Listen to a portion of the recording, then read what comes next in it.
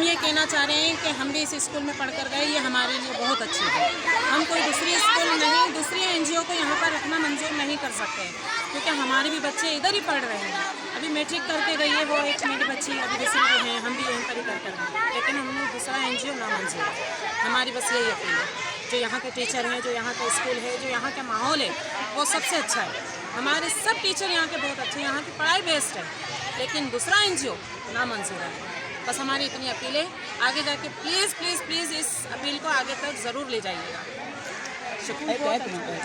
हमें ये स्कूल बहुत अच्छा लगा। सही ना, हमारा 9th में बच्चे पढ़ रहे हैं, दीनी तालीम भी जीने वाले दिन दीनी पहुँच जाती है, लेकिन हमें ये बहुत स्कूल अच्छा लगा। इसीलिए आए हैं। हमें ये स्कूल सही लग रहा है, हमारे बच्चों के लिए महफूज है बस, और कुछ नहीं आप चाहिए। मुतमिन है अपने बच्चों के तालीम से यहाँ पे?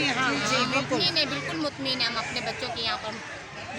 अच्छी टीचर हैं, सब कुछ अच्छा है यहाँ पर। बस हम टेंशन फ्री हो हाँ, जाते हैं, टेंशन हमारे फ्री होते बच्चे हैं, आ हमें जाते हैं टेंशन नहीं होती। यहाँ स्कूल आते हैं ना, हमें पीछे टेंशन नहीं होती बच्चे के साथ। हाँ।